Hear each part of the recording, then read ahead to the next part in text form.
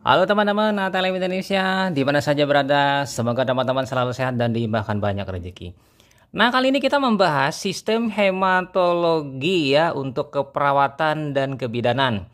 Nah, ini membahas mengenai hematologi secara umum dan ringkas. Jadi ini adalah yang dibahas pokoknya yaitu pembahasannya darah dan komponennya ya kan, serta organ pembentuknya hingga sistem golongan darah dan transfusi darah ya, sampai yang terakhir nanti reaksi-reaksi transfusi ya. Kita mulai dengan awalan sistem hematologi di channel ATL Indonesia. Nah, hematologi membahas tentang ilmu darah ya, hema darah ya kan, logos atau logi itu darah, ilmu. Nah, di sistem hematologi itu terdiri atas darah dan tempat darah diproduksi, yaitu sumsum tulang dan nodus limfe. Nah, darah adalah organ khusus yang berbeda dengan organ lain karena di sini adalah organnya berbentuk cair ya. Jadi dia jaringan atau organnya berbentuk cair. Darah terlihat sebagai cairan merah, opak dan kental. Warnanya ditentukan oleh hemoglobin ya, yang terkandung dalam sel darah merah atau eritrosit. Nah, semakin banyak hemoglobinnya, maka nanti darahnya akan terlihat lebih kental. Artinya kadar hemoglobin tinggi. Nah, itu terkait juga dengan jumlah eritrosit atau hematokrit yang juga meningkat ya secara relatif. Volume darah manusia itu ya kurang lebih 7% sampai dengan 10% berat badan normal. Dan berjumlah sekitar 5 sampai 8 liter. Jadi lumayan ya, tergantung variasi tubuh ya. Mungkin pada orang dewasa yang berukuran besar ya kan, hingga pada orang dewasa yang berukuran kecil dan mungkin pada anak-anak. Nah, secara umum ya, kompartemen cairan tubuh ini dapat digambarkan seperti ini. Jadi tubuh itu ada padatannya 40%, cairnya 60%. Nah, cairnya intraselnya itu 40%, ya kan. Ekstraselnya ini ya, ekstraselnya sisanya. Lalu 20% ya, di sini mungkin kesalahan pengetikan. Lalu dari cairan intravaskuler itu, cairan ekstrasel tadi, maka ada cairan intravaskuler dan interstisial. Jadi kalau dilihat jumlahnya di sini ya kurang lebih totalnya di sini berbentuk cair. Jadi pada prinsipnya tubuh kita ini berbentuk cairan ya, banyak cairnya. Oke, lanjut lagi, kita masuk di darah atau blood. Darah pada prinsipnya cair ya. Nah, ada yang sel. Jadi cairan darah ini tersusun atas komponen sel yang tersuspensi dalam plasma darah. Nah, teman-teman bisa melihat pada ilustrasi gambar ya, di sana ada komposisi blood, ada plasma 55%, white blood cell and platelet 4%, red blood cell 41%. Nah, jadi pada prinsipnya darah itu dibagi menjadi beberapa bagian. Yang pertama selnya yaitu sel ya dan plasma. Sel ini ada eritrosit yang biasa disebut dengan sel darah merah. Ada leukosit, sel darah putih yang terdiri nanti macam-macam ya, ada yang bergranula dan tidak bergranula, eosinofil, basofil, neutrofil, monosit dan limfosit. Dan masih ada lagi selain yang ini. Sementara yang terakhir yaitu trombosit, yaitu keping darah atau platelet. Jadi familiarnya kita menyebutnya eritrosit, leukosit, trombosit ya kan, platelet mungkin ya. Sisanya yang ada selain sel tadi adalah cairan plasma. Oke ya, white blood cell dan platelet atau trombosit ini biasa disebut dengan bavikot. Jadi bavikot ini bagian tengah dari darah yang mengendap atau disentrifugasi ya. Putih abu-abu itu merupakan isinya leukosit dan trombosit. Nah, kita pindah lanjut di darah. Komponen seluler darah tersebut normalnya ya kan akan menyusun 40% sampai dengan 45% volume darah. Lihat pada gambar di situ. Sel darah itu 45%-an kurang lebih. Nah, fraksi darah yang ditempati oleh eritrosit ya, padatan di bawah itu tadi namanya hematokrit. Jadi hematokrit adalah eritrosit yang dipadatkan atau mengendap di dasar ya, pada bagian dasar, sehingga disebut dengan hematokrit.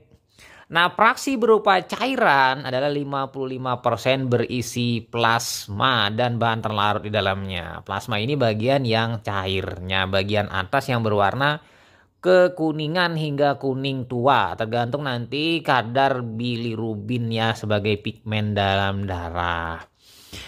Nah, kita bisa melihat di sini komposisi darah seperti ilustrasi sebelum-sebelumnya secara umum seperti ini. Plasma 55%, platelet 1% dengan WBC, RBC 44%, kurang lebihnya. Yang mana untuk mendapatkan pemisahan ini darah harus diendapkan ya, kurang lebih 15 menit sampai dengan 30 menit, atau darah disentrifugasi sehingga lebih cepat mengendapnya dan terpisahnya. Nah, masih di komponen sel ya, pada prinsipnya kalau secara ilustrasi gambar ini adalah eritrosit, ada platelet, ada leukosit. Jadi ketiganya ini memiliki karakter yang berbeda. Nah, berdasarkan karakter yang berbeda ini, baik ukuran ya kan, intinya, kemudian berdasarkan bentuknya, maka nanti bisa dipisahkan dan difraksikan dengan bantuan alat hematologi analisa. Jadi dengan demikian kan penghitungannya lebih mudah dan lebih nyaman berdasarkan asas ini. Nah, kita pindah ke fungsi darah. Fungsi darah di sini adalah pertama, darah bersirkulasi dalam sistem vaskular dan berperan sebagai penghubung antara organ dan tubuh. Nah, yang kedua, membawa oksigen yang diabsorpsi oleh paru dan nutrisi yang diabsorpsi oleh git ke sel tubuh untuk metabolisme sel. Yang ketiga, mengangkut produk sampah yang dihasilkan oleh metabolisme sel ke paru, kulit, dan ginjal untuk ditransformasi dan dibuang keluar tubuh. Yang keempat, membawa hormon dan antibodi ke tempat sasaran dan tujuan. Ini ada 4 ya fungsi yang penting. Lanjut lagi dengan fungsi yang kelima dari darah untuk faal hemostasis. Nah, di sini untuk mencegah terjadinya kehilangan akibat trauma, misalnya benturan, luka, ya kan, luka sayat. Darah memiliki mekanisme pembekuan yang sangat peka dan dapat diaktifkan setiap saat untuk menyumbat kebocoran pada pembuluh darah. Jadi begitu ada luka langsung segera ditutup supaya darah tidak kehilangan. Ini adalah faal hemostasis, pembekuan. Nah, di samping sistem pembekuan ada juga sistem fibrinolitik. Ini masih terkait dengan hemostasis. Pembekuan yang berlebihan juga berbahaya karena potensial menyumbat aliran darah ke jaringan vital. Ini bisa saja. Untuk menghindari komplikasi ini, tubuh memiliki mekanisme fibrinolitik, menghancurkan benang fibrin yang akan melakukan pembekuan yang terbuat dalam pembuluh darah. Ini ada mekanismenya juga. Oke, kira-kira itu ya mengenai fungsi darah. Kita pindah ke sumsum tulang ya. Bone marrow.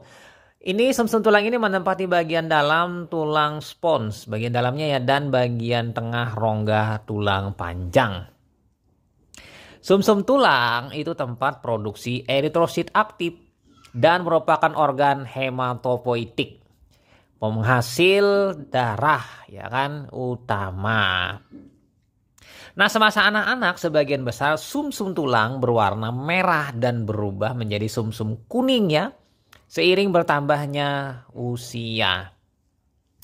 Pada dewasa terutama terdapat pada rusuk, columna vertebralis dan tulang pipih lainnya. Jadi ada sekitar kurang lebih 9 nanti tempat pembentukan sel-sel darah oleh sumsum tulang. Misalnya tulang costa ya kan, tulang sternum, mungkin tulang kranial ya kan, kemudian proximal humerus ya kan, kemudian tulang yang lainnya, femur misalnya. Nah, kira-kira itu beberapa tulang-tulang yang untuk proses hematopoiesis atau pembentukan sel-sel darah yang aktif.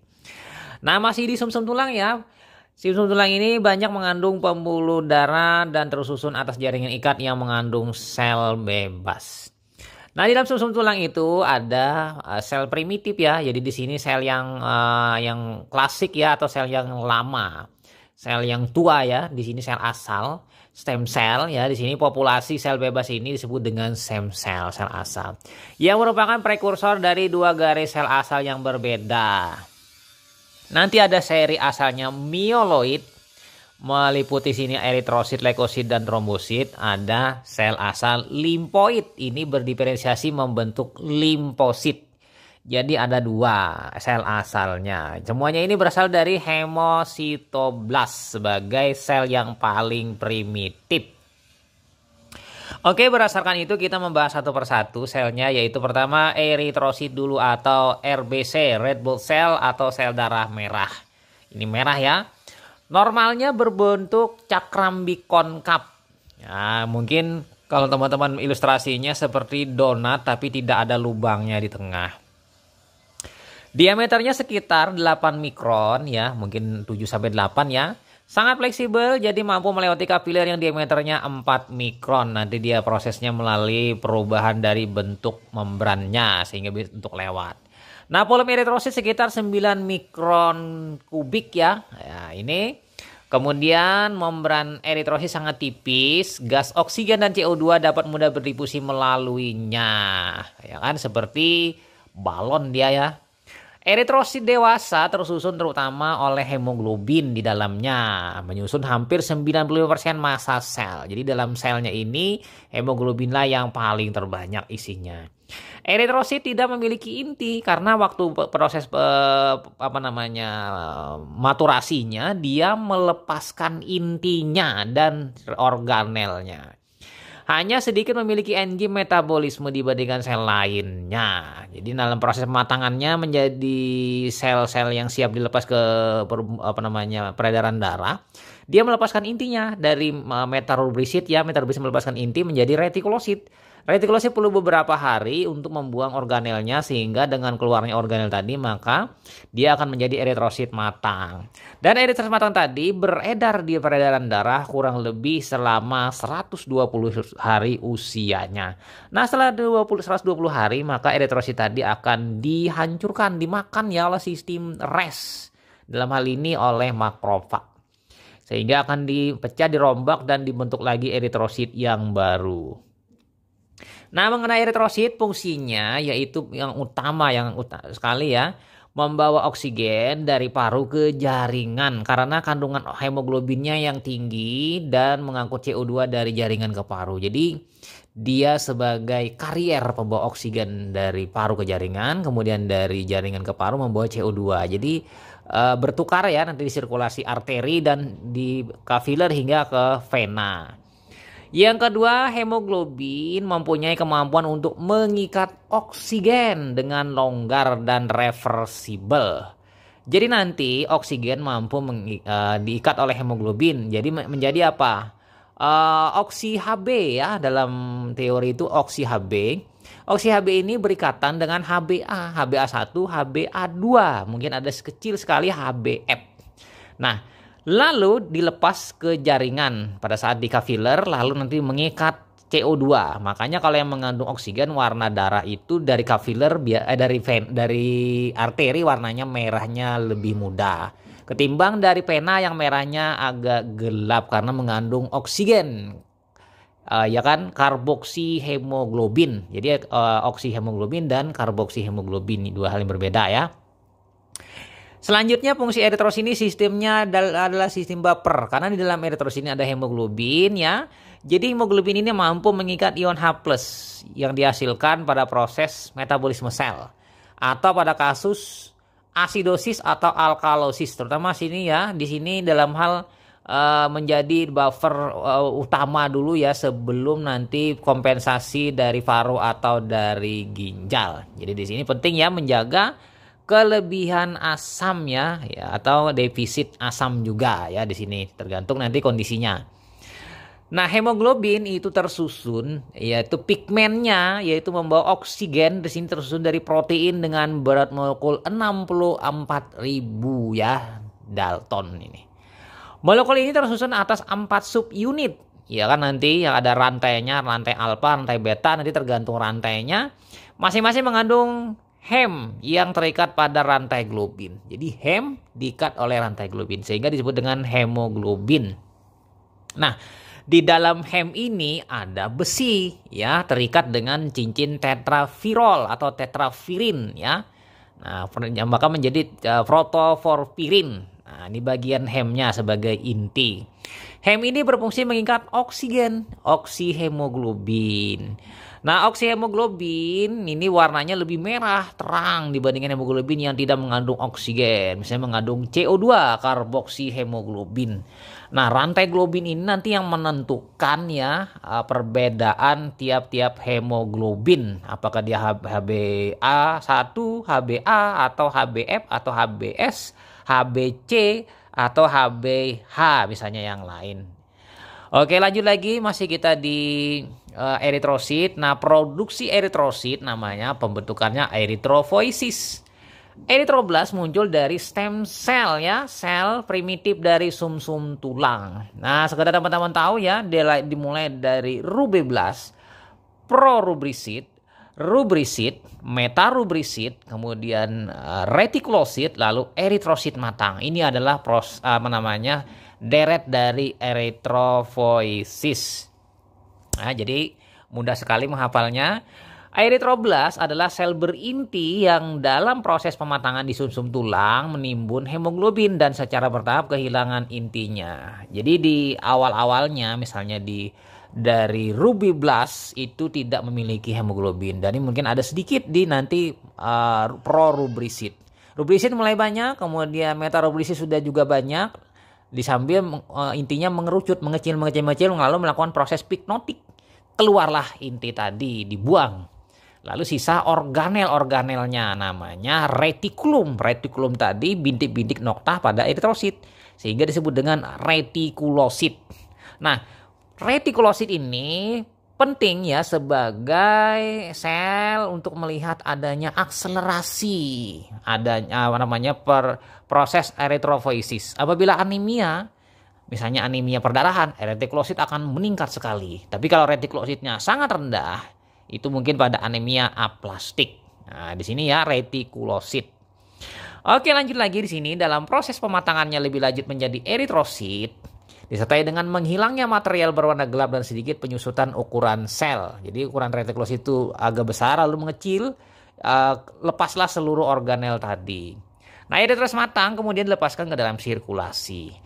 Nah, dalam keadaan eritropoiesis cepat, retikulasi dan sel imatur lainnya dapat dilepaskan dalam sirkulasi sebelum waktunya. Ini namanya eritropoiesis extramedularis. Karena proses yang perlunya darah untuk mengangkut oksigen dan CO2, jadi yang belum matang dikeluarkan. Nah, misalnya akan ditemukan nanti normoblast. Normoblast ini adalah metarubrisit dan nanti ditemukan juga retikulosit yang meningkat. Diferensiasi sel stem multipotensial primitif sumsum tulang menjadi eritroblast distimulasi oleh eritropoietin, diproduksi oleh korteks ginjal. Jadi, kalau orang dengan kerusakan ginjal maka terjadi anemia. Anemianya ringan hingga anemia sedang. Jadi, pada prinsipnya orang-orang dengan gagal ginjal, kerusakan ginjal, maka akan terjadi anemia. Ya, karena eritropoietin diproduksi oleh ginjal di bagian korteks, ya. Oke, kita pindah, masih zat yang diperlukan dalam produksi eritrosit. Ada beberapa yang diperlukan untuk proses eritrofoisis di sumsum tulang. Jadi yang diperlukan apa? Zat besi ya, Fe ya. Kemudian vitamin B12, kemudian asam folat, vitamin B6, piridoksin. Ya kan? Defisiensi faktor-faktor tersebut selama eritrofoisis mengakibatkan penurunan produksi eritrosit dan anemia. Apabila zat besi yang rendah, maka anemia mikrositik hipokrom, misalnya pada ibu hamil. Vitamin B12 dan asam folat ini adalah bila kurang atau rendah atau tidak ada defisiensi misalnya, maka akan terjadi anemia defisiensi vitamin B12 dan asam folat. Ini adalah anemia megaloblastik, selnya besar-besar. Jadi beda dengan besi yang ukurannya kecil-kecil, ini besar-besar ya. Sementara vitamin B6 ini diperlukan untuk proses biokimia yang terjadi dalam proses pembentukan hemoglobin ya, penyusunan hemoglobin. Oke ya, kira-kira itu saja. Kemudian lanjut lagi kita pindah ke leukosit. Nah, leukosit atau sel darah putih, white blood cell WBC, dibagi dalam dua kategori. Yang pertama granulosit, ini memiliki granula. Ya kan, yang kedua sel mononukleer, ya kan, ini agranulosit. Jadi tidak memiliki granula. Nah, jumlah normal leukosit itu 5.000 sampai dengan 10.000 sel per milimeter kubik. Ini tergantung dari masing-masing lab. Nah, namanya nanti bukan nilai normal, tapi nilai rujukan. Nilai normal itu berdasarkan normal dan abnormal. Sementara nilai rujukan adalah berdasarkan sehat dan sakit. Apabila lebih rendah atau lebih tinggi, maka itu adalah sakit. Apabila normal, apabila dalam masuk rujukan, itu adalah orangnya sehat. Jadi nanti beda-beda ya, berdasarkan rujukan pada pria, berbeda dengan wanita, kelompok umur juga nanti berbeda, anak-anak, dewasa, usia nanti berbeda, juga pada newborn. Nah, lanjut lagi ya, terbagi 60% adalah granulosit, 40% mononukleer kurang lebihnya. Nah, perbedaan dengan eritrosit, si leukosit ini dia memiliki inti, pasti satu ya, kedua ukurannya jauh lebih besar.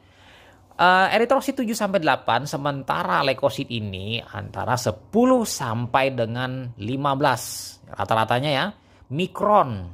Bahkan ada yang 22 mikron, ini misalnya monosit. Lalu kemampuannya dalam mengikat zat warna. Kalau eritrosit mengikat zat warna satu saja sehingga dia berwarna merah, dia mengikat zat warna iosin. Sementara kalau leukosit ini berbeda-beda nanti. Kalau misalnya dia basa, basofil zat warnanya nanti. Bila netral, neutrofil. Bila asam nanti eosinofil. Nah, nanti dia berwarna-warna, beda, ada yang keungu-unguan, ada yang biru, ya kan. Kemudian dengan variasi inti yang berbeda. Ada yang bersegmen, ada yang membulat, ada yang membentuk lekukan seperti ginjal. Nah, kita mulai dulu dengan granulosit. Granulosit ini ditentukan oleh adanya granula ya di dalam sitoplasmanya. Namanya makanya diberi nama granulosit. Diameternya granulosit 2 sampai 3 kali eritrosit. Ya kan, kurang lebih seperti itu diameternya. Eritrosit itu 6 sampai 8 ya. Kalau ini nih 15-an, 16-an ya, sekitar kurang lebih seperti itu. Kemudian dibagi dalam 3 grup, yaitu eosinofil, itu granula merah, basofil, granula biru, neutrofil, granula ungu pucat. Nah, teman-teman bisa melihatnya pada gambar contoh dari granulosit dari leukosit. Nah, masih di granulosit ya teman-teman, di sini inti granulosit matang biasanya mempunyai banyak lobus atau lobi ya. Kalau lobus itu tunggal, lobi majemuk ya. 2 sampai 4 sehingga dinamakan polimorfonukleer PMN. Nah, ini nanti terkait dengan ini nanti tinggal pada saat di transudat eksudat nanti mencari membedakan PMN dan MN ya, penyebab radang. Granulosit belum matang memiliki inti oval, satu lobus disebut dengan band atau stop. Intinya batang ya, makanya nanti ada disebut dengan neutrofil batang. Jumlah dalam tubuh orang normal relatif tetap, tetapi akan meningkat saat terjadi infeksi, terutama neutrofil. Dibedakan atas kemampuan daya serap zat warna pada granulanya. Nah, tadi kan granulanya menyerap zat warna asam, itu adalah eosinofil. Zat warnanya warna basa oleh granulanya disebut dengan basofil, sementara netral maka neutrofil. Nah, neutrofil berfungsi untuk melakukan fagositosis terhadap bakteri atau mikroorganisme yang masuk ke dalam tubuh. Ini neutrofil ya. Kemudian eosinofil untuk kondisi alergi dan infeksi cacing, basofil untuk proses inflamasi. Nah, kita pindah ke mononukleer. Pada gambar ini adalah contohnya mononukleer. Jadi sel darah putih yang dengan inti satu lobi saja ya berlekuk ya, dan sitoplasmanya bebas granula, tidak ada granula. Kalaupun ada granulanya nanti bisa disebut dengan granula azurofil. Terdiri dari limfosit dan monosit ya, dua hal ini. Dalam darah limfosit berjumlah sekitar 30% dan monosit 5% dalam total leukosit. Nah, perbedaan keduanya ini apabila monosit intinya itu agak seperti ginjal ya atau belahan otak. Sementara limfosit itu adalah oval atau bentuknya bulat dengan kromatin yang menumpuk ya. Di sini memadat, menumpuk, membentuk piknotik kadang-kadang. Nah, biasanya keduanya ini intinya eksentrik, bisa juga kadang-kadang sentrik. Untuk monosit biasanya eksentrik. Nah, kadang-kadang ada bercak putih-putih di inti monosit. Nah, ya kan? Kemudian dari segi ukuran, monosit ini ukurannya lebih besar. 3 kali lipat atau 2 kali lipat dibandingkan limfosit. Monosit 22 mikron, limfosit sekitar 7 sampai 10 mikron. Oke, kedua perbedaan ini menjadi hal yang berbeda. Monosit digunakan untuk fagositosis mikroorganisme yang berukuran besar. Sementara limfosit untuk pembentukan antibodi atau limfokin. Masih di monosit dan limfosit, di sini limfosit matang adalah sel kecil dengan sitoplasma kecil. Ya, sedikit ya. Diproduksi terutama oleh limfoid usus. Ya, Brusa fabricius. Limpa dan kelenjar timus dari sel prekursor yang berasal dari stem cell, ya, sumsum tulang. Sementara monosit adalah leukosit yang terbesar, diproduksi oleh sumsum tulang dan dapat berubah menjadi histiosit jaringan. Bisa jadi histiosit di jaringannya, sel Cooper itu di hati, makrofag peritoneal, mikroglia nanti di otak ya, kemudian makrofag alveolar ya kan. Dan komponen lain dalam sistem RES ya, reticuloendotelial ya sistem. Nah, ini seperti ini ya, dan monosit apabila dia keluar dari peredaran darah, dia akan berukurannya berkali lipat. 2 kali hingga 10 kali ukuran normalnya. Dia nanti akan menjadi sebuah makrofag yang berukuran besar ya, sebagai sel Schweitzer ya, pemangsa. Nah, fungsi leukosit di sini pertama melindungi tubuh terhadap invasi bakteri atau benda asing lainnya. Yang kedua, fungsi utama neutrofil yaitu PMN adalah memakan benda asing, yaitu proses fagositosis. Neutrofil tiba di tempat dalam waktu 1 jam setelah terjadi peradangan dan memulai fagositosis namun berumur pendek. Jadi neutrofil ini adalah pertahanan pertama untuk memakan bakteri lebih awal, lalu nanti apabila sudah lama-lamaan maka nanti datanglah sel monosit. Nah, kehadiran monosit lebih lambat karena dia berukuran besar dan dia selnya tidak selincah dari neutrofil. Namun terus melakukan fagositosis dalam jangka waktu lama. Sementara basofil berperan dalam reaksi radang atau inflamasi. Dia melepaskan granula di dalamnya histamin, bradikinin, prostasiklin, prostaglandin. Nah, nanti disinilah yang diperlukan yang namanya antihistamin, antiprostaglandin ya, untuk mencegah radang karena proses degranulasi dari sel-sel basofil. Dan di dalam jaringan ada yang mirip dengan basofil, namanya mast cell atau mastosit. Nah, lanjut lagi, fungsi leukosit yang keenam adalah limfosit T membunuh sel secara langsung atau menghasilkan limfokin, substansi yang memperkuat aktivitas fagositik ya. Nah, di sini nanti ada sel NK, natural killer dalam imunologi serologi, ini langsung membunuh sel yang mengalami gangguan, misalnya terinfeksi virus ya bereplikasi, atau dia sebagai calon sel yang onkogen. Nah, ini bisa diawasi oleh sel T ya kan, sel T dari warna limfosit. Sementara dari populasi sel B atau limfosit B ini menghasilkan antibodi yang dapat menghancurkan benda asing yang masuk ke tubuh. Tapi ini adalah perlu namanya kontak lebih dulu untuk memproduksi antibodi spesifik. Nanti dikenal antibodinya imunoglobulin E, imunoglobulin G, imunoglobulin A, imunoglobulin mu ya M, dan delta ya kan, ada epsilon, delta, mu ya kan, alfa, gamma. Lanjut kita pindah ke eosinofil dan basofil. Ini berfungsi sebagai tempat penyimpanan berbagai materi biologis kuat seperti histamin, serotinin, dan heparin yang berperan dalam proses peradangan. Nah, peningkatan eosinofil pada keadaan alergi menunjukkan sel ini terlibat dalam reaksi hipersensitivitas. Jadi pada saat alergi nanti eosinofil yang meningkat, atau juga pada kasus infeksi cacing. Jadi kalau orang dengan kecacingan, eosinofilnya akan meningkat. Oke, kita pindah ke sel selanjutnya yaitu trombosit atau platelet. Partikel kecil diameternya 2-4 mikrometer. Terdapat dalam plasma darah karena dapat mengalami disintegrasi cepat dan mudah. Jumlahnya antara 150.000 sampai 450.000 per milimeter kubik darah. Dibentuk oleh fragmentasi sel raksasa sumsum tulang megakariosit.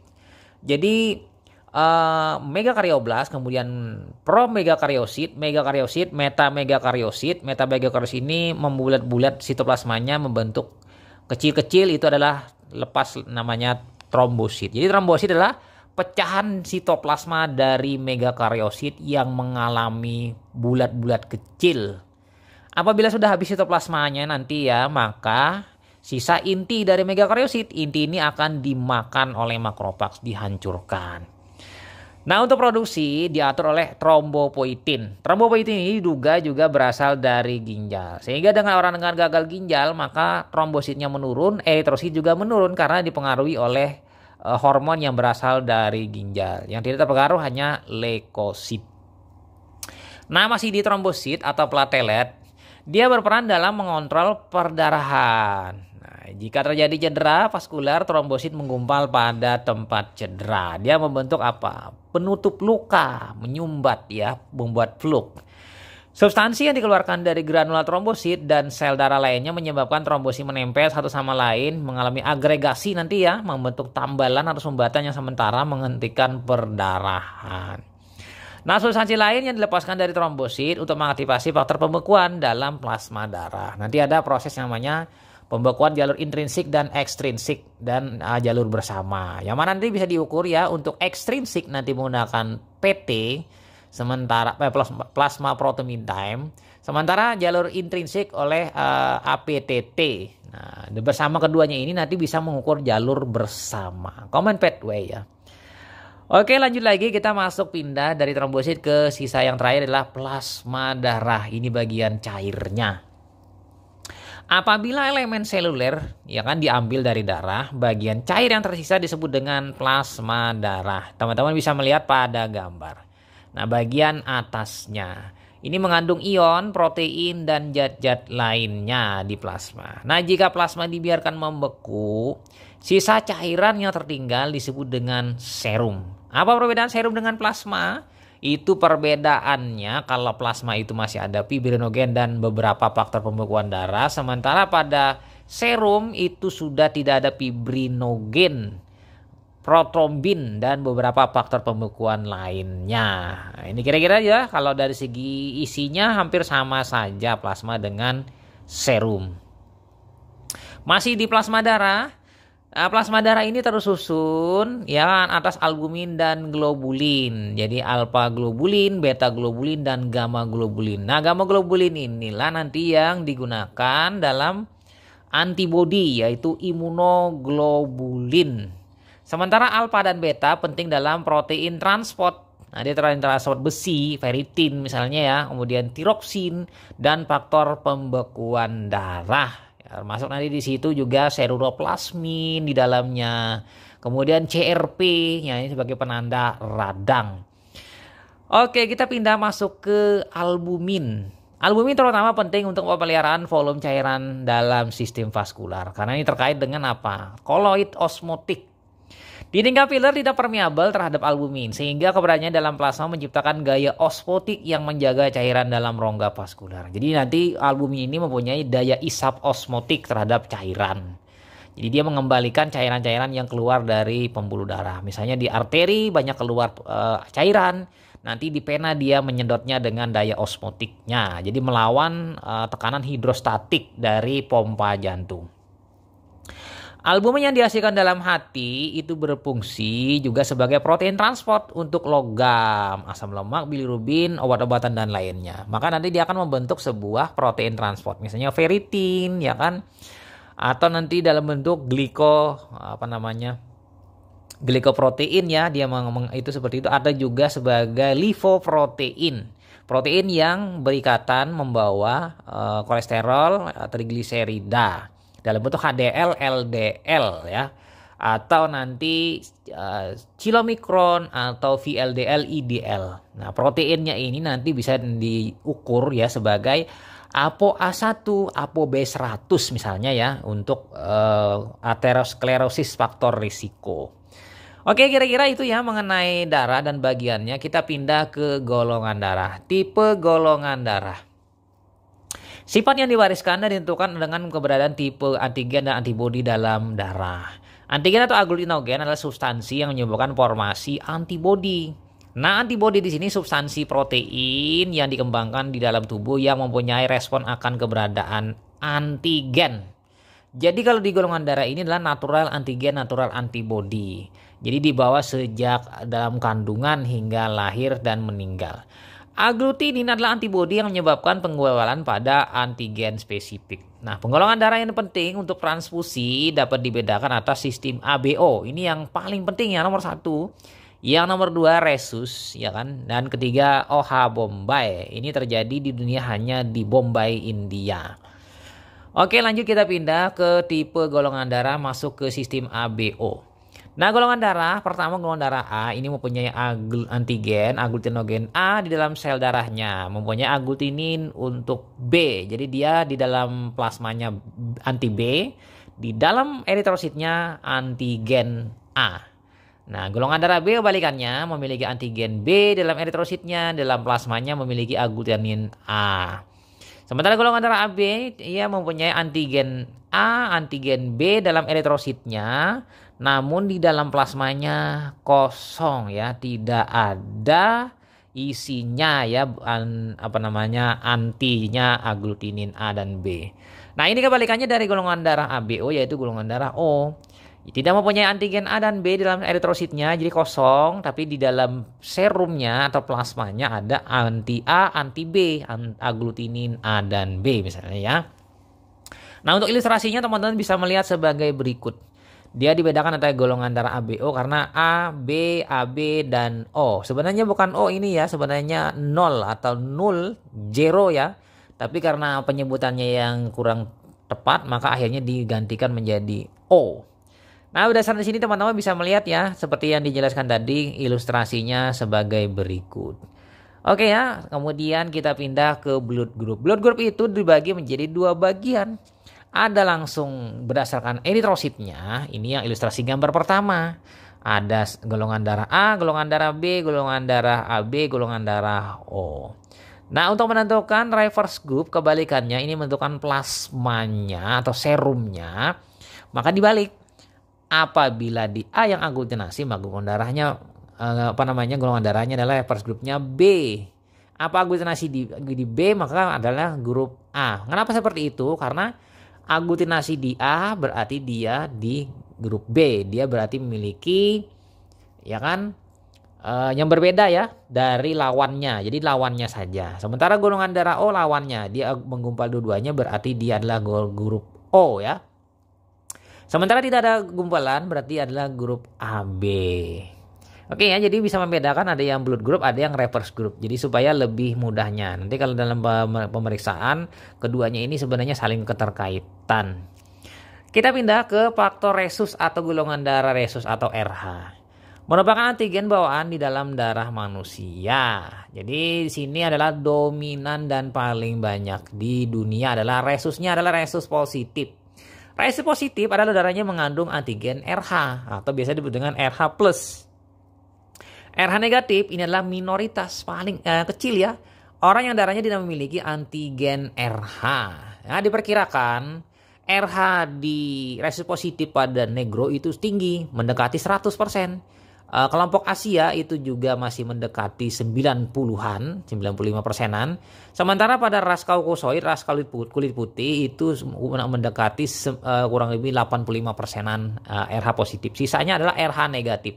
Jadi kalau dirunut, RH negatif itu temuannya paling banyak di Eropa, di Mediterranean, perbatasan Eropa dengan Asia ya, kurang lebih di negara-negara misalnya Italia misalnya, seperti itu ya, Romania, kemudian negara-negara di wilayah perbatasan tersebut, Eropa Barat dan Eropa Timur dalam perbatasannya. Nah, orang dengan rhesus negatif hanya bisa menerima rhesus negatif saja, jadi negatif sama negatif.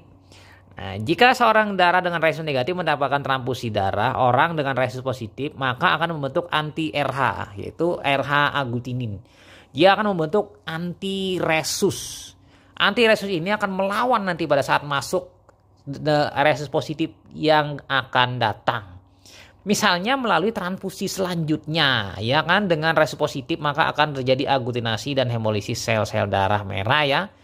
Ini akan terjadi reaksi transfusi.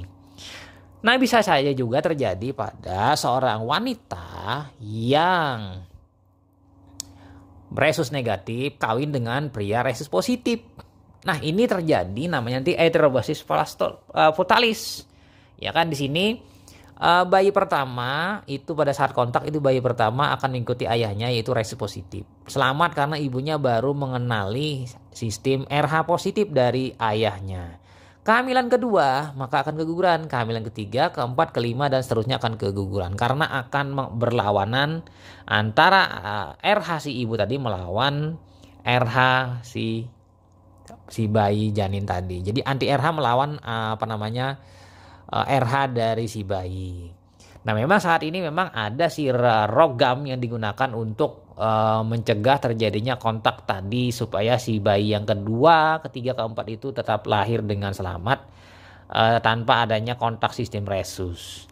Nah, kita pindah lanjut ke transfusi darah. Nah, transfusi darah adalah memindahkan atau memasukkan darah yang berasal dari donor ke dalam tubuh pasien melalui pembuluh darah vena. Tujuannya melaksanakan tindakan terapi pemenuhan kebutuhan pasien akan darah sesuai dengan program terapi. Dan pastinya yaitu untuk meningkatkan oksigenasi si pasien dan meningkatkan jumlah leukosit pasien, meningkatkan sistem pembekuan darah pasien. Ini adalah transfusi ya, tujuannya meningkatkan peningkatan terapi. Jadi dengan darah yang tinggi kadar hemoglobinnya maka akan mempercepat penyembuhan si pasien. Nah, dikenal di sini ada beberapa hal yang terkait dengan transfusi darah, yang mana ada yang digunakan sebagai donor universal, nanti ada resipien universal. Donor universal itu adalah O ya, kemudian resipien universal adalah AB. Namun yang paling ideal adalah transfusi darah itu dilakukan sesama golongan darah.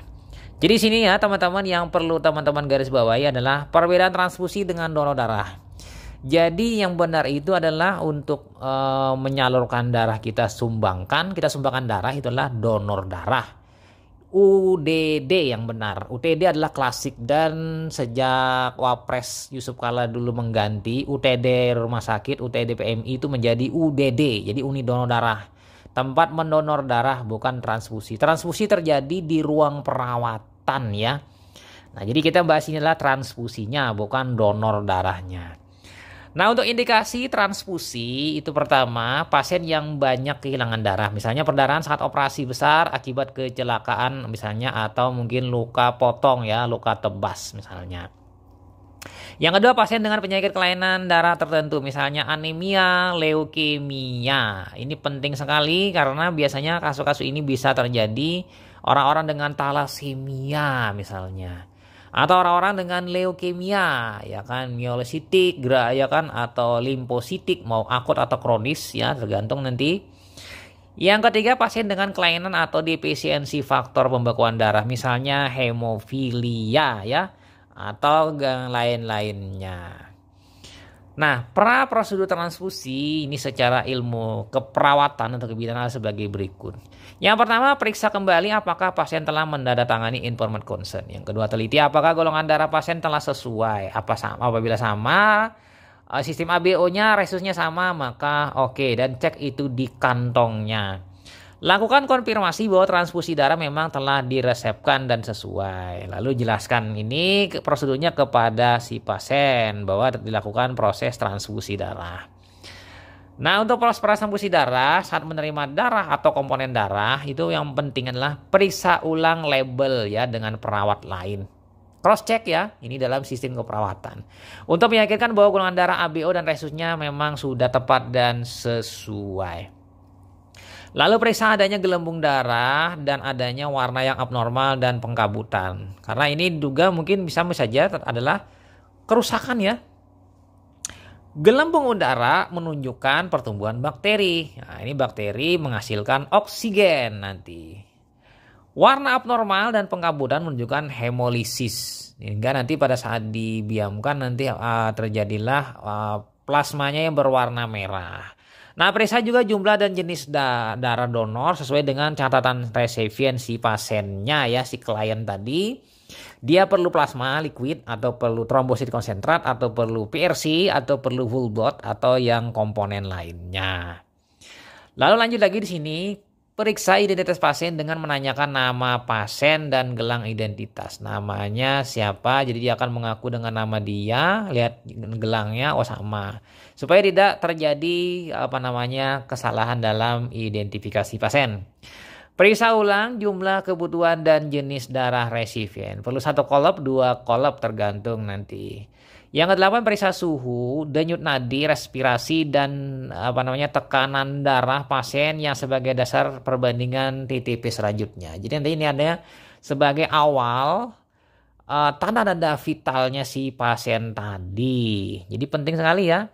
Misalnya sudah dalam kondisi bagus dan normal, pada saat ditranfusi nanti akan mengalami perubahan, berarti reaksi transfusi yang terjadi. Oke, kita pindah ke prosedur transfusi. Yang pertama pakai sarung tangan. Yang kedua catat TTV sebelum memulai transfusi supaya melihat nanti perubahannya. Jangan sekali-kali menambah obat ke dalam darah atau produk darah. Ini berisiko mungkin menjadi darahnya menggumpal atau rusak atau hemolisis.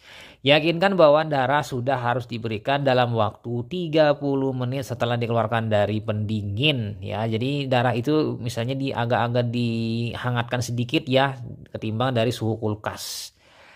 Kemudian bila darah harus dihangatkan, maka hangatkannya dalam penghangat darah inland dengan sistem pemantauan. Jadi penting di sini supaya jangan sampai darah tadi sangat dingin ya, langsung ditransfusikan.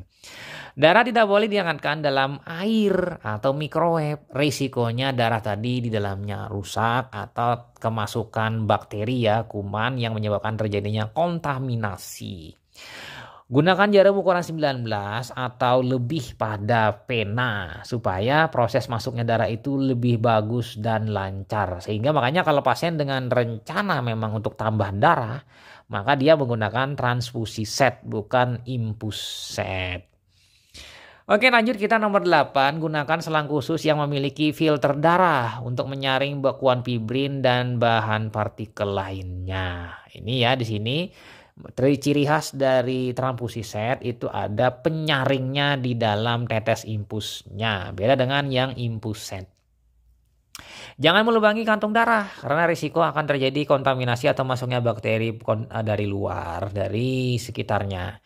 Yang 10, untuk 15 menit pertama berikan transfusi secara perlahan, tidak lebih dari 5 ml per menit. Ini untuk mengetes dulu apakah ada reaksi tubuh terhadap masuknya darah tadi. Apabila ada reaksi transfusi, maka nanti akan dilakukan proses penanganan. Nah, lakukan observasi pasien dengan cermat akan adanya efek samping. Nah, ini di awal-awal dulu lihati apakah ada. Apabila tidak terjadi efek samping dalam 15 menit transfusi yang awal dimulai, naikkan kecepatan aliran ya kan, kecuali pasien memiliki risiko kelebihan sirkulasi overload. Jadi kalau orang dengan risiko overload cairan jangan diberi transfusi yang kecepatannya dinaikkan. Kita pindah lanjut ke yang nomor 13, observasi pasien sesering mungkin ya selama pemberian transfusi. Karena di sini khawatirnya kalau ada reaksi-reaksi transfusi. Karena nanti reaksi transfusi ada dua ya, yang lambat, ada yang segera atau cepat, atau mungkin yang lain ya, terali yang cedera paru. 14, lakukan pemantauan ketat selama 15-30 menit untuk mendeteksi adanya tanda-tanda reaksi atau kelebihan beban sirkulasi. Jadi dilihat, dipantau ya setengah jam pertama. Yang ke-15, perhatikan bahwa waktu pemberian tidak melebihi 4 jam si transfusi tadi. Karena akan terjadi peningkatan risiko proliferasi bakteri. Jadi risikonya bakteri akan masuk dan menyebabkan adanya bakteri tadi ke dalam darah. Akhirnya nanti mungkin pasiennya akan mengalami demam. Lalu nomor 16, siagalah terhadap tanda reaksi samping seperti kelebihan beban sirkulasi, overload cairan, sepsis ya kan, kemudian reaksi febris, kemudian reaksi alergi ya. Reaksi hemolitik akut. Nah, yang hemolitik ini yang fatal ya dibandingkan yang lain.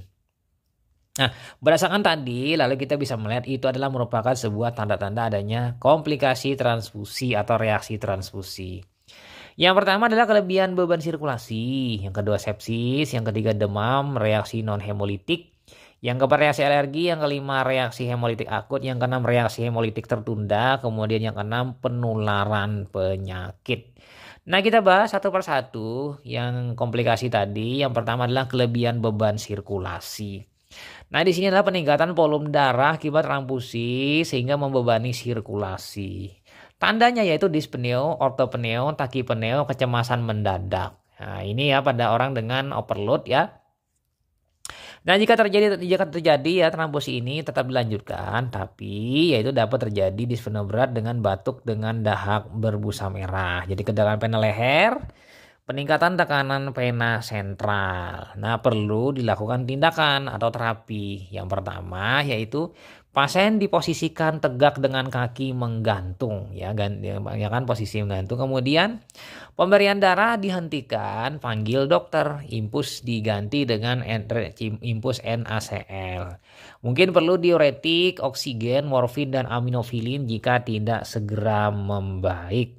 Ini bila beban sirkulasi kelebihan. Nah, yang kedua adalah sepsis. Pasien dengan sepsis ini demam karena adanya kontaminasi produk darah. Mungkin saja virogen bisa juga terjadi. Nah, pencegahannya itu pemberian darah harus habis dalam waktu 4 jam. Sebelum hangatnya suhu ruangan merangsang pertumbuhan kuman. Nah, pastinya juga di sini mengamati darah dari adanya gelembung karena dengan adanya perubahan tadi artinya adanya terjadinya kontaminasi bakteri ya, pertumbuhan bakteri, perubahan warna atau bekuan. Ini mungkin saja terjadi karena kerusakan awal dari darah. Nah, untuk terapi sepsis itu pertama transfusi dihentikan dulu. Yang kedua ganti infus dengan NaCl. Suhu dipantau selama 30 menit setelah menggigil dan selanjutnya sesuai kebutuhan. Nah, berikan antipiretik jika perlu. Jadi di sini penting juga diberi antipiretik ya pada pasien.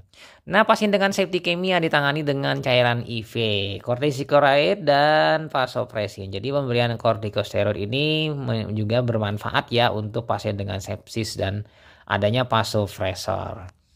Nah, kemudian pasien dengan febris dan reaksi non hemolitik. Nah, ini komplikasi selanjutnya. Reaksi yang paling sering terjadi pada transfusi. 75% kasusnya disebabkan oleh sensitivitas terhadap sel darah putih. Jadi tubuh bereaksi berlebihan terhadap sel darah putih di donor, trombosit atau protein plasma donor. Jadi akibatnya suhu pasien meningkat selama pemberian atau sesaat setelahnya. Gejalanya menggigil dan kelemahan. Nah, ini seperti ini ya kira-kira. Lalu terapinya untuk orang pasien dengan febris dan reaksi non hemolitik itu segera hentikan transfusi, ganti NaCl-nya ya kan dengan NaCl 0,9% darah tadi. Ya kan lebih aman, kemudian beri antipiretik ya, lalu setelah demam mereda dan terbukti bukan reaksi hemolitik atau sepsis, transfusi bisa dilanjutkan. Namun jika ragu, transfusi dilanjutkan dengan jenis yang lain. Bisa saja karena tidak bisa pasien menerima dalam bentuk produknya adalah misalnya whole blood. Misalnya diganti dengan VRC yang bebas dari plasma, bebas dari leukosit ya, dan bebas dari protein dari donor. Nah, untuk pasien yang perlu transfusi berulang, lebih baik diberi darah yang miskin leukositnya, full WBC.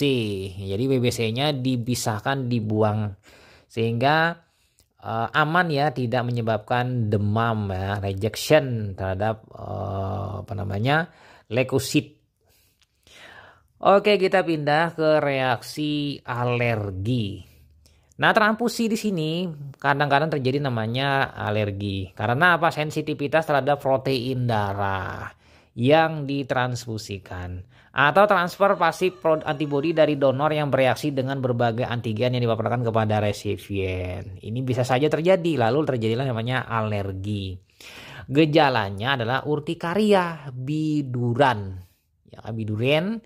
Gatal-gatal menyeluruh, wheezing, shock anafilaksis. Di sini yang berat adalah shock anafilaksis. Nah, terapi untuk anti alergi atau mengatasi alergi adalah transfusi dihentikan dan diganti NaCl. Ini cabut dulu darahnya, ganti NaCl. Yang kedua, beri antihistamin ya, IM dan IV. Ya bisa IM atau IV, nanti tergantung ya kondisinya. Nah, setelah gejala hilang, transfusi dapat dilanjutkan sebaiknya dengan unit lain. Karena apa? Mungkin saja darah si donor A ini dia tidak cocok proteinnya, harus diganti dengan darah donor milik si B mungkin yang lebih aman. Kita tidak tahu ya, tapi kalau dengan mengganti kantong yang baru, yang unit yang baru, kop baru lebih aman ya. Apalagi di sini yang lebih bagus lagi transfusinya menggunakan VRC ya, karena di sini kita hanya memerlukan eritrositnya bila memang perlu hemoglobin saja tanpa perlunya kenaikan dari volume darah. Tapi kalau misalnya anemia perdarahan, jadi perlunya harus whole blood. Oke, kita pindah ke terapi reaksi anafilaktik atau shock atau bronkospasm. Nah, ini juga masih bagian dari yang tadi ya.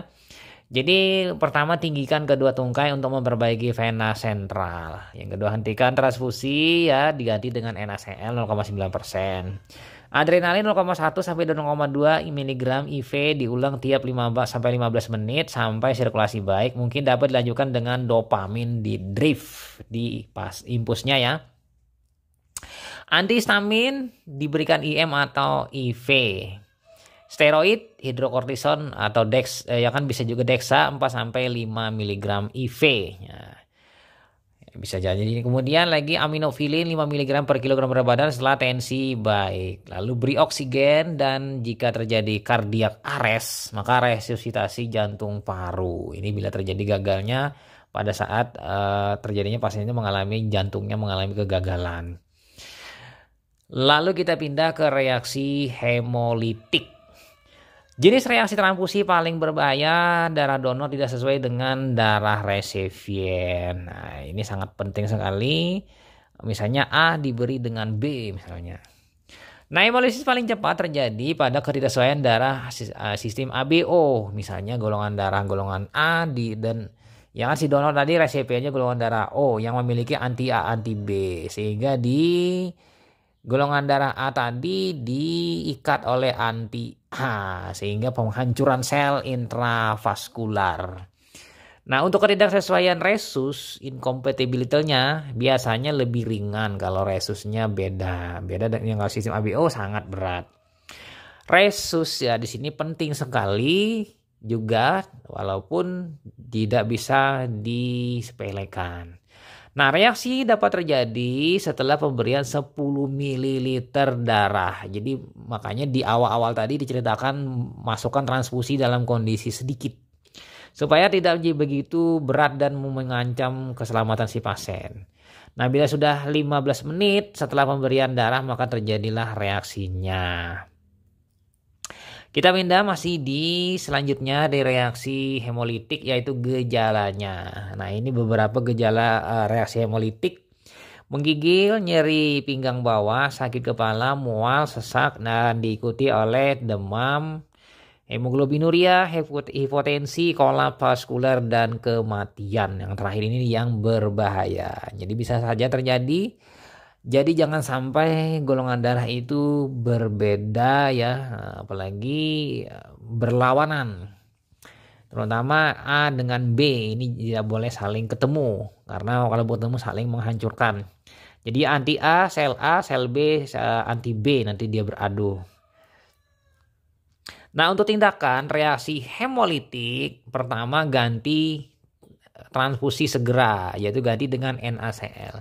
Atasi shock dengan dopamin IP 5 sampai 10 mg per kilogram berat badan per menit sampai tensi lebih dari 100 mg Hg dan jari-jari mulai hangat. Perlu ditambah cairan 500 sampai 1000 cc dalam 1 sampai 2 jam. Vasopresor selain dopamin jangan digunakan karena vasokonstriksi memperberat ginjal. Nah, bila urin kurang dari 1 cc per kilogram berat badan per jam diberi obat diuretik 1 sampai 20 mg per kilogram untuk mempertahankan urin lebih 100 cc per jam. Ini menjaga supaya ginjal jangan mengalami kerusakan atau gangguan karena dia tidak memfiltrasi berarti dia yang mengalami kerusakan nanti. Atasi demam dengan antipiretik. Nah, oke ya, itu ya mengenai hemolitik. Nah, terakhir yaitu penularan penyakit. Nah, pada proses transfusi itu bisa saja terjadi penyakit yang dapat ditularkan melalui produk darah tadi. Walaupun sudah dilakukan proses uji saring penyakit oleh pihak unit donor darah ya. Uji donor, kemudian lagi di sini ujinya dengan misalnya hepatitis, malaria, AIDS, cytomegalovirus. Namun bisa saja lolos, terutama virus HIV. Mungkin saja tidak terdeteksi jumlahnya, tapi ada sudah partikel virusnya dalam jumlah sangat sedikit sehingga masuk ke tubuh pasien. Akibatnya pasien tadi mungkin juga terinfeksi HIV. Nah, atau mungkin pada saat di pemeriksaan tadi tidak ditemukan malaria, mungkin pada saat itu masih belum muncul. Namun pada saat ditransfusikan malaria tadi mulai berkembang dan akhirnya dia masuk ke dalam tubuh pasien yang ditransfusi tadi. Demikian juga hepatitis. Hepatitis yang tidak terdeteksi biasanya pada proses donor darah itulah hepatitis C. Hepatitis C biasanya disebut dengan hepatitis pasca transfusi. Ya, biasanya yang dideteksi dini adalah hepatitis B, ya virus hepatitis B melalui HBsAg ya. Baik yang CARD atau menggunakan sistem titer ELISA. Oke ya, kira-kira itu saja kita membahas tentang sistem hematologi secara panjang lebar. Semoga bermanfaat bagi teman-teman yang mempelajari ilmu hematologi, sistem hematologi secara umum dan ringkas, terutama untuk keperawatan dan kebidanan. Oke, itu saja teman-teman. Sampai jumpa di video berikutnya. Saya Ahmad Le pamit. Bye.